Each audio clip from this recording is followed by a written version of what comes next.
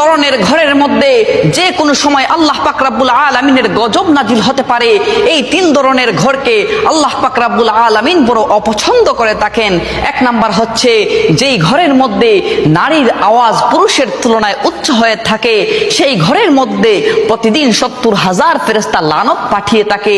2 নম্বর হচ্ছে যেই ঘরের মধ্যে অন্যের হকের মারা টাকা জমা থাকে আর সেই টাকা দিয়ে সংসার চলে, ওই ঘরের মধ্যে যে কোনো সময় আল্লাহ পাক রব্বুল আলামিনের গজব নাজিল হতে পারে।